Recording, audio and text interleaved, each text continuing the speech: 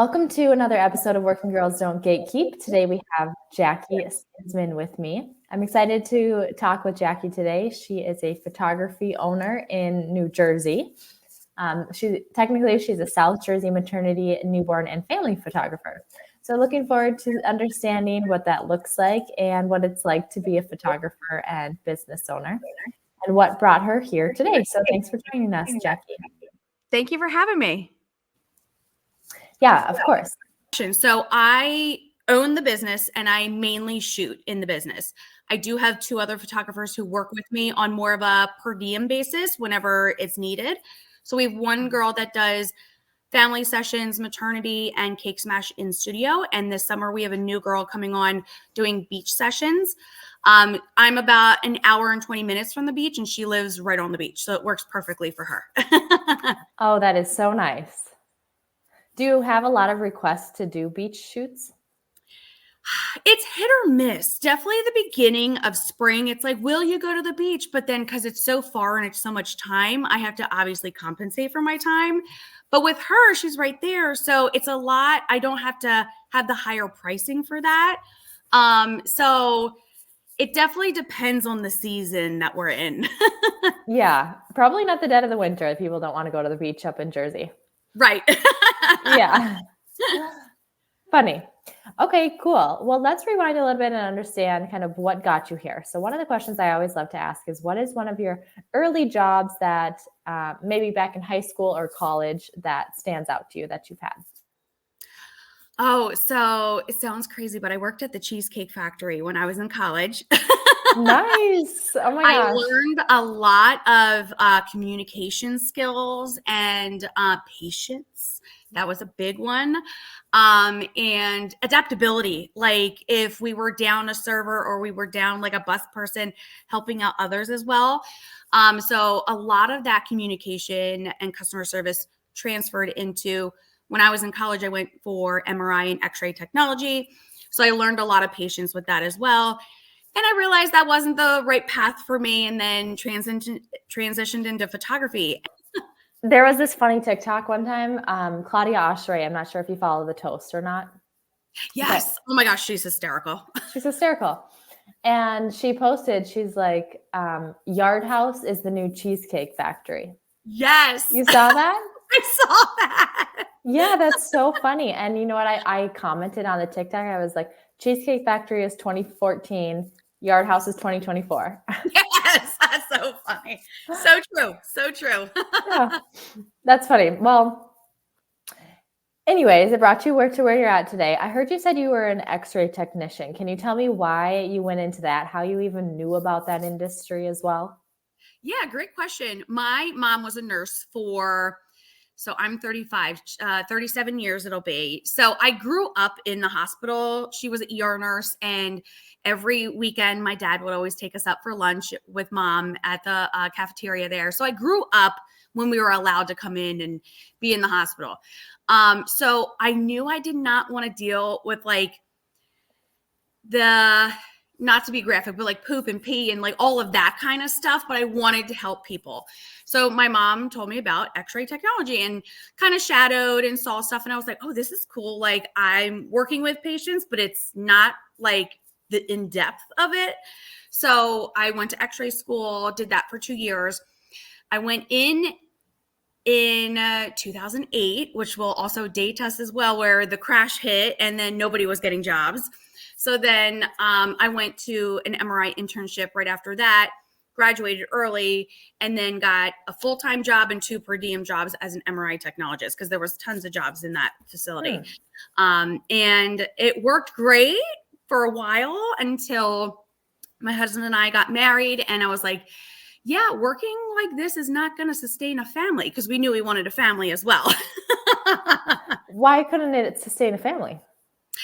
Well, my husband grew up with a stay-at-home mom, and I always had a mom who was working, which was fine, but I wanted a different lifestyle for my family. So we decided that I would either work part-time or less just to help with bills and stuff during this season of life. And quickly realized that after COVID hit and everything, I had 2 kids at that time, and I was like, So COVID hit, and I was like, I'm not sure healthcare as my main focus is where I need to be, especially with our family. We had 2 kids at the time. So I switched up my mindset that I would focus more on my photography business to have the flexibility. And then MRI is in the background as a backup plan, just in case. Yeah, that's awesome. And photography can really, like a photography business, and correct me if I'm wrong, can really be based off of your own schedules. Of course, the clients have to agree to your schedule, but you both can make it work so that you can go out and shoot when your husband is home. Or maybe you shoot somewhere and your kids can play at the park while you're doing it. So it is very conducive for a family, I'm sure. Absolutely. Yep. Yeah. And were you formally trained in photography? No, I am definitely a learn by my camera, reading the book, and then YouTube was really big back then. There was also this thing called Creative Live where you could purchase like smaller courses through like a big website. That was super popular. Now everything is on YouTube, and the photographer educators do their own platforms. I think it was more like they went off of the big platform because it wasn't, I forget the word for it, but it wasn't like their information anymore. It technically was Creative Live's information. So like they didn't get, I guess the word like residuals off of stuff. So they all have their separate programs now. And I learn from so many different types of photographers. My goal now is to learn from just large scale business owners to really scale this business. So like I'm looking into like Mark Cuban.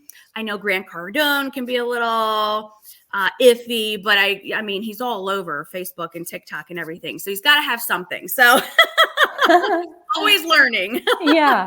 You know what I like about those 2 examples? I think Grant Cardone in particular, while he may be a lot, like sometimes it feels like he's just like sprinting and yelling at you. Yes. Sometimes, you know what? He has really big dreams. I recently listened to a podcast of his wife, and his wife is the one who encouraged him to she would ask, like, if you won the lottery, what would you do with it? And he's like, why are you asking me this? I'm never going to win the lottery. And she's like, that's your problem. Imagine that you did win the lottery. $1 billion landed in your hands. What would you do? And it forced him to really think bigger, bigger, bigger, bigger. And that's what Grant Cardone encourages his listeners to do as well, I think. Yeah. Yeah, definitely. So even though he is kind of a character. That's the word. Yep. Yeah. Even though he is a character, I do think that, you know, he encourages people to dream bigger. So absolutely. Absolutely. Cool. And then Mark Cuban, that's funny you mentioned that. I've had someone on my podcast whose like very favorite celebrity is Mark Cuban. And she's doing everything she can to actually try and meet him. So we're just manifesting this again. If anybody if anybody knows Mark Cuban, we got to connect Jackie and then my friend Kayla as well. Yeah. Please. Yeah.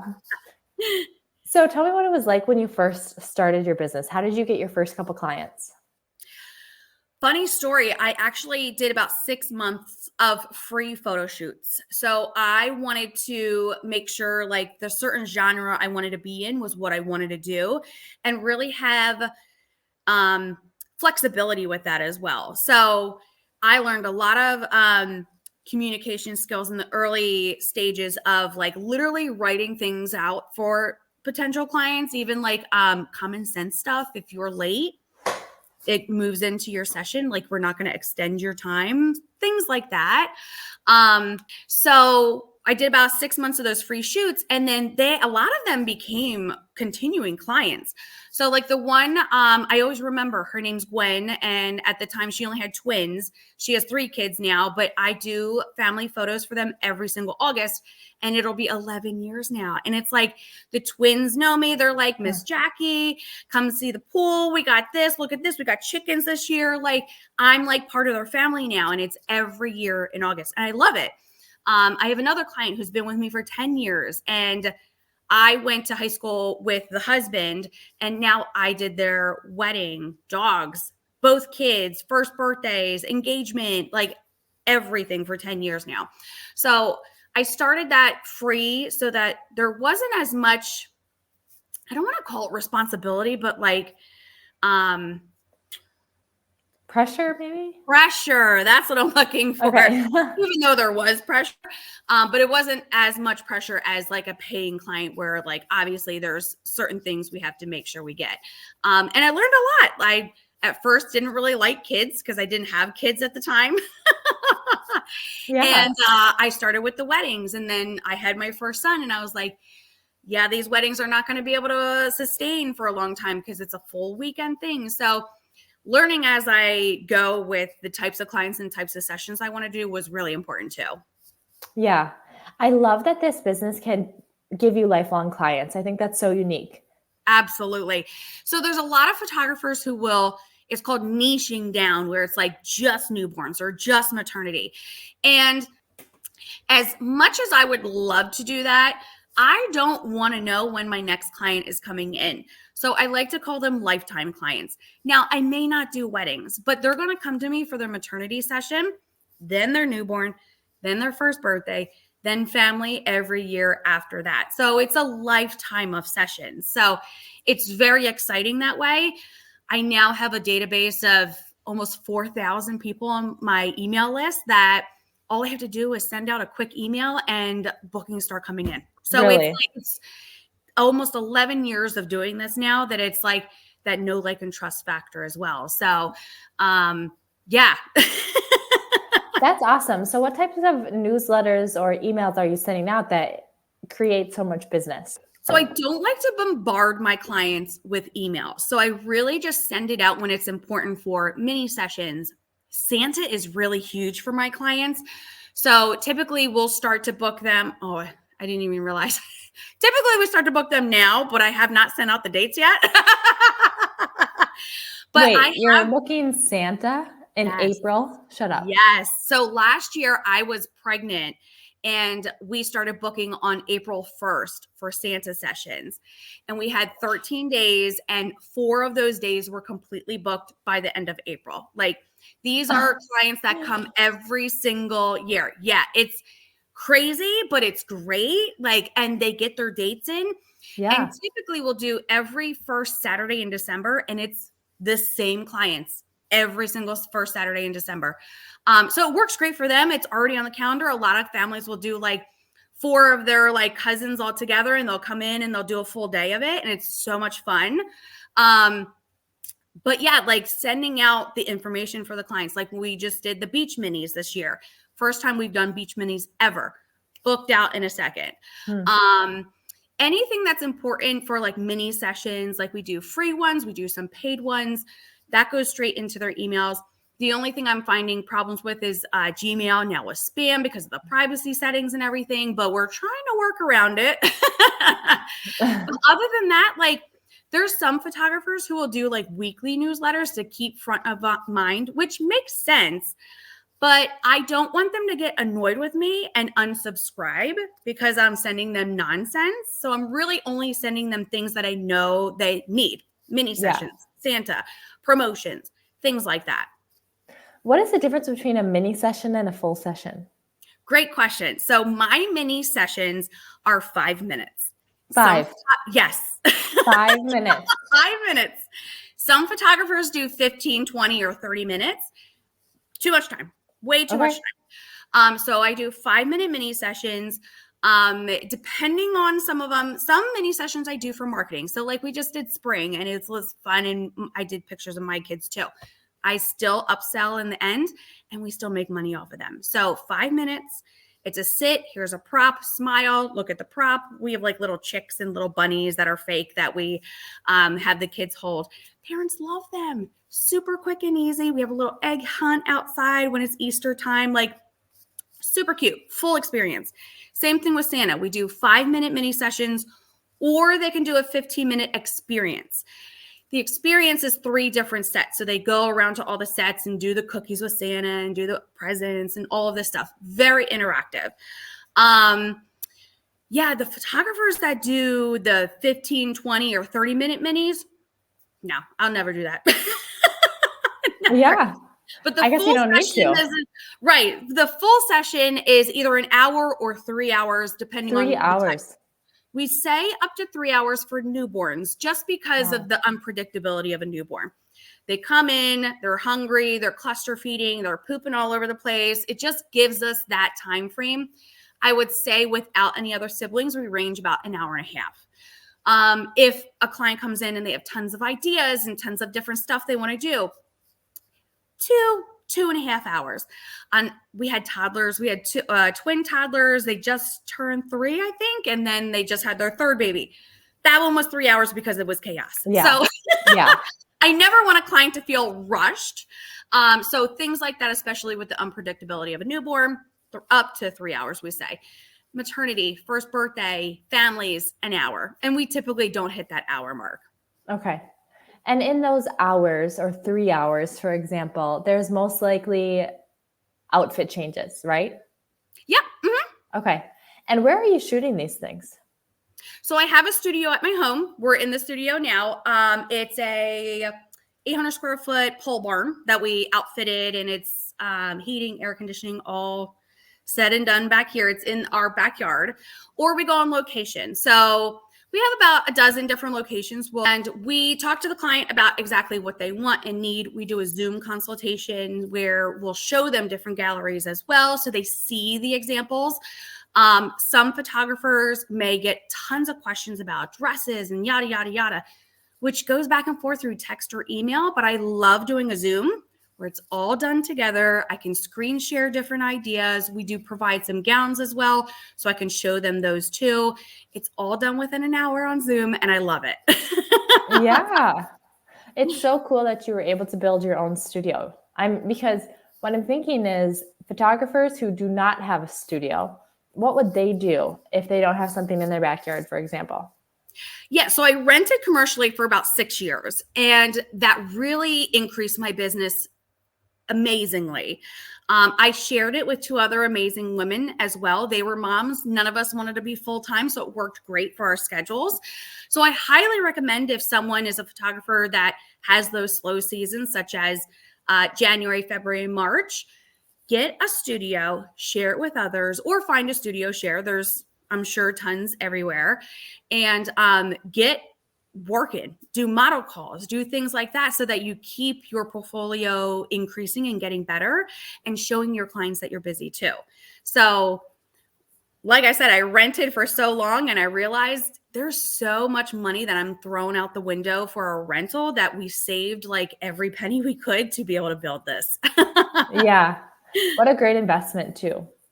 That was how I convinced my husband. Don't you worry. That was a long conversation. I should say that was a long 2 years of conversations where I was like, so here goes my check to the landlord. Would you like to put that in our home?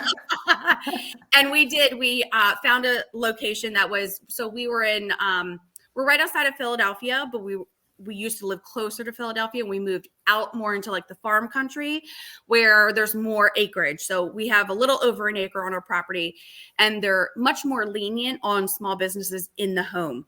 So we were able to build this, I don't want to say with no issue, but less issues if we were to do it at the old house. Sure. I actually know someone in Minnesota who's a photographer, and she recently moved to Minnetonka area, and they had enough of a backyard that I don't know if it was a garage that was converted. It feels like it was a garage that was converted into something that they basically put windows all over, and that became her full-time studio. So yeah, it wasn't like a pole barn, but something like that. Yeah. There's a few photographers here in South Jersey that had the same thing in a garage. My only concern is insurance-wise, because it's in the home, but it's a business. So it's all depending on your insurance agent as well. Like our homeowners knows that my business is here because I have small business insurance through them as well. So it's definitely a big insurance thing. You got to make sure you do correctly. Yeah. Yeah. So when you're an entrepreneur, especially a small business like yours, where you've got, you have 3 employees? So I have 2 photographers, and then I do also have 3 additional employees as well. Okay. So less than 10 employees. A lot of the times it's kind of on your own. So how do you learn? Do you have a mentor? What's the best way for other people who are doing this out on their own? Great question. I would say I learned from other photographers, of course. So I took courses through those other photographers. Not even just shooting. That's a big thing with photographers is like shooting and lighting and all of that. But like, I love the business side. So finding a business photographer to be able to teach you the business side where you can really grow your business is super important. So I definitely recommend a business course, even if it's not in photography, with your local like SCORE or SBA, things like that. So you are taking courses from other photographers. Is that common for photographers to eventually transition from just shooting and then turning into maybe a teacher role? Do you do that? Yes. So I do that as well. Right now, I'm just offering private mentoring, which is like a one-on-one, but we are starting a course. So I have all of the syllabus and everything that's going to go into it. It's just the recording aspect of it. But I also feel like I'm in a season of life where I need to really perfect it more. So it's a good course and all the questions are answered right there. So yes, that's definitely, I find photographers go into the education part of it or they go into the franchising part of it. I'm not into the franchising. I don't even know what that is. Tell me what that means. Where like you can branch off and franchise and basically, as far as I was told, you sell it to someone who owns a franchise of your business, maybe name it something different as well, but you're still part owner of it. So you still have parts of like the marketing, maybe not the shooting as much, but you have other employees in a different location. Okay. So you had briefly mentioned that you have a photographer an hour and a half closer to the beach from you. Perhaps somebody could take your business if they wanted to franchise and then have someone in a metro market an hour and a half, 2 hours from there under your brand and under your name, most likely. Yep, absolutely. Okay. Yep. Okay, cool. That makes sense. Something about being a business owner as well that I think is interesting is the beginning stages are scary because you're not guaranteed any type of pay. What advice do you have for people who maybe have a full-time job, doing a side hustle, and making that leap maybe before they're ready? That's a great question. So I definitely worked full-time until I was ready and I had my first son, and that transitioned to more part-time MRI and X-ray, and then side hustle was photography. I definitely think that you need to build your business before you leave a full-time job or have enough on your books and also enough in your savings for at least 6 months to be able to fall back onto if you need to. I don't want anyone to just think to themselves, like Gary Vaynerchuk has said, like, just quit your job and start whatever your business you want. But it's like, that's not sustainable. I wonder who he's talking to when he says those things. I know. It's like, I'm like, that's not very sustainable, especially if you have a family as well. Like there's bills to pay. Like you have a mortgage, you have to pay the water bill. Like if you don't have a sustainable business already, yes, you could spend more time in it if you quit your full-time job, but there's no guarantee of that pay as well. So I highly recommend either working part-time or full-time, however that season of life works for you at that moment, and do your business nights and weekends. Or if you switch it up and you work weekends for your full-time job and then you work weekdays on your side hustle. I'm big on backup plans. So like I said, I still have my MRI technology license in case things go wrong, but you still do 10 years later. I do. I have the certification. I also don't want to give up that because of I went to school for it, like, Sure. I don't want to completely give it up, but I don't work in the field since 2021. So that's been another story. Yeah. Another time. It sounds like you do a lot of mindset work. The fact that you listen to Gary Vee and Mark Cuban and Grant Cardone.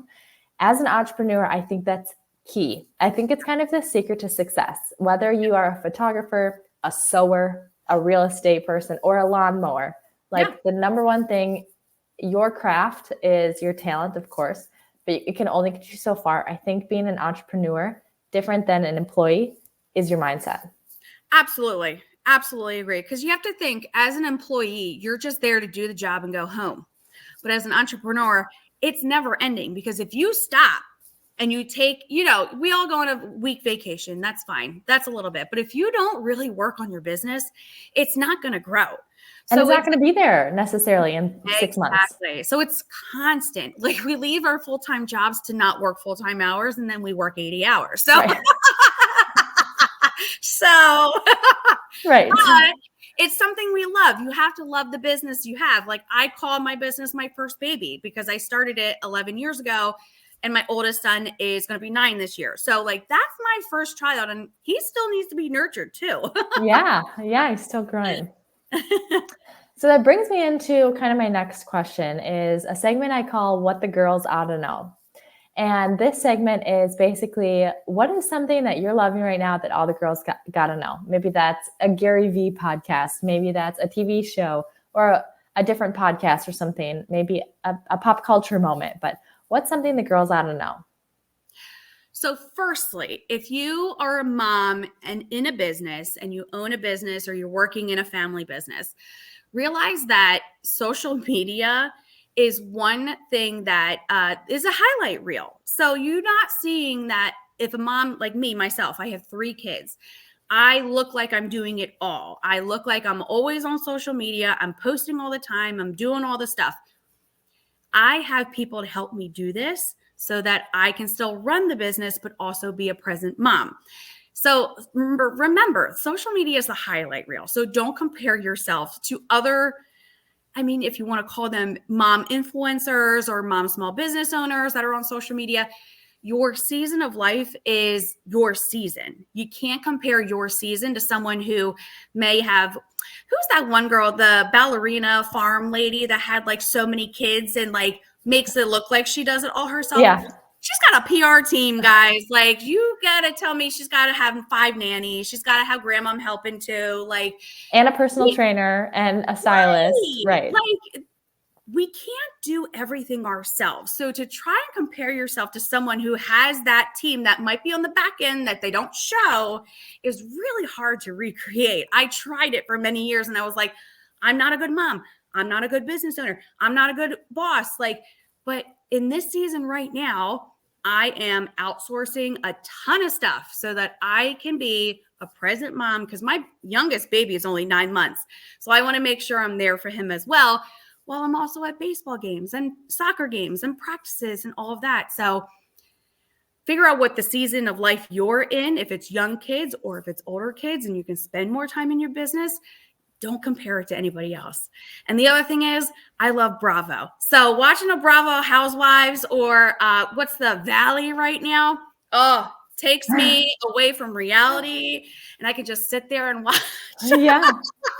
They got all the drama I need. Yeah, I know. That's hilarious. I love Bravo too. One thing I wanted to know on what you said before for your advice, like, I think you have to kind of choose the era that you're in. And I like that you call it a season too. Like right now I'm in my mom era. So I'm going to put all my eggs in that basket. Or right now I'm in my kicking off my business era. And unfortunately, I don't think you can have it all at once. 100%. Yeah, I think you can have it all. I'll say you can. He say you can. But also, we don't see how much time he spends with his kids.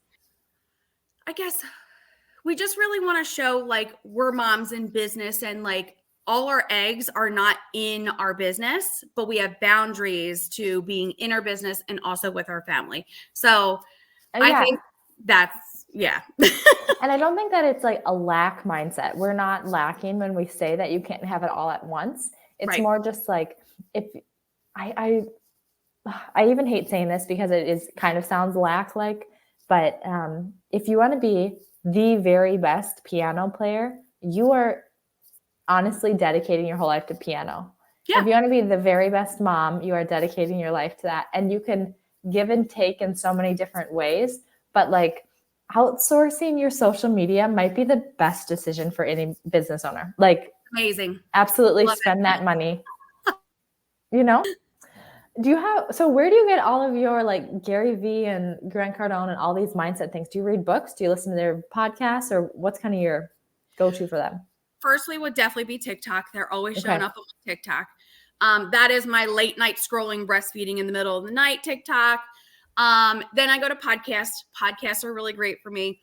My problem is I can't listen. I definitely have like undiagnosed ADHD. So I can't listen as I'm like editing or emailing and stuff, because then I'm like, wait, what did he just say? And I have to like scroll back. So it doesn't make sense. In the car, I'll listen to podcasts. And then some podcasts were recommend different books and stuff. So I was just listening. I think it was Amy Porterfield had like her favorite 10 books or 5 books she's going to read. And they actually sounded interesting. So I put them into my Amazon account, and then I'll see if I have time for either an audiobook or if I'm actually going to read a book. Yeah. Summer's coming up. So I have a little extra time for reading. But here's another thing I'll be doing next year is I'll be homeschooling my boys in this upcoming school year. So I'm reading a lot of homeschooling stuff right now and like different curriculums. So that's amazing. Have you chosen which curriculum you want to do? I'm thinking Christian Light Academy. And my boys do go to a Catholic school right now. It's just not working out. I think relationship wise with the boys, I love the school, but I think just personalities aren't fitting well with our family. So it's more like from the reviews I saw on that curriculum, like it's very easy for both the parent and the child to be able to understand, which I'm not a teacher. So I want to be able to have like a teacher's guide to be able to literally tell him what to do, then maybe change it up in a few years. But I'm just trying to get the beginner stuff good. Yeah. And I mean, I think I saw a stat that 2024 and 2023 has the highest number of homeschoolers we've ever had in the country. Yep.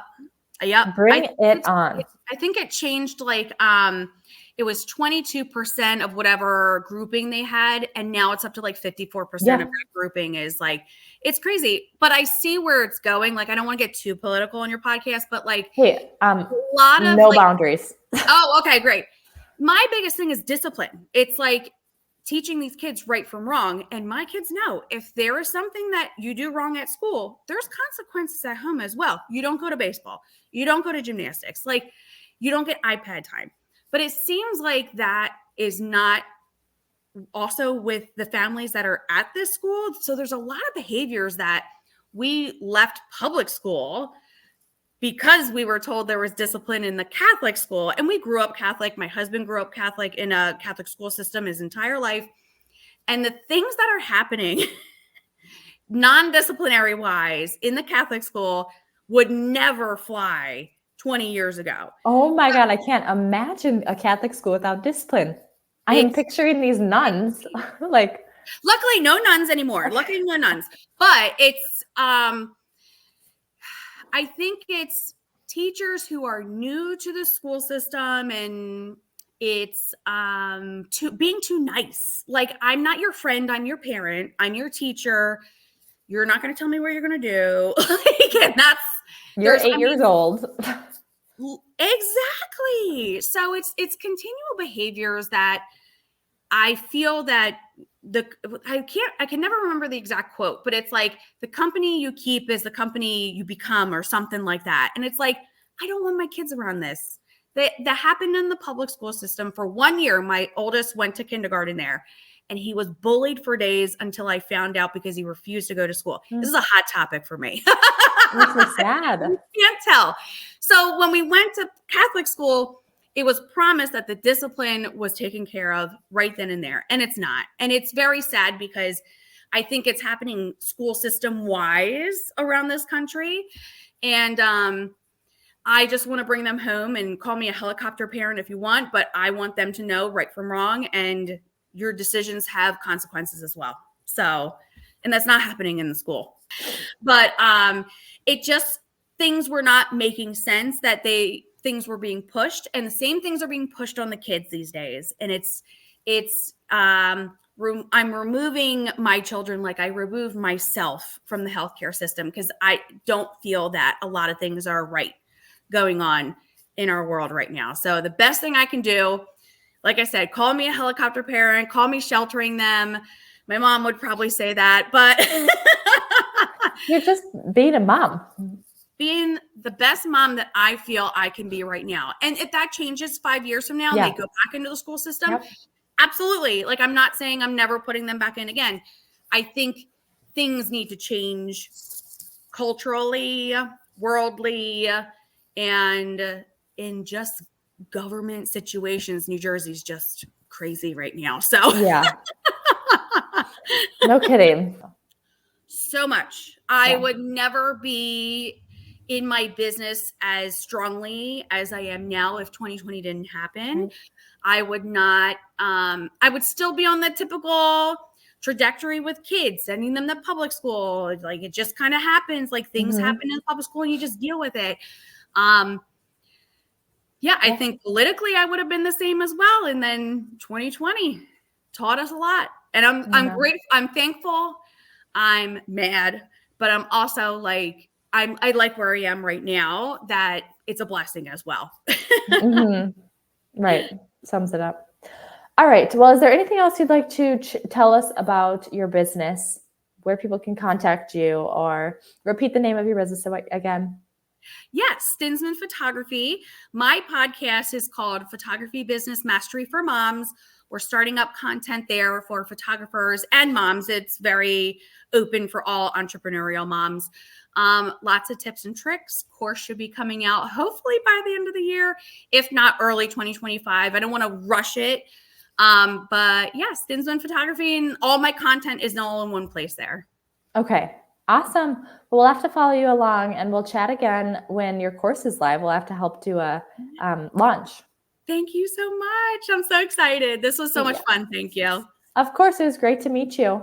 Nice to meet you too.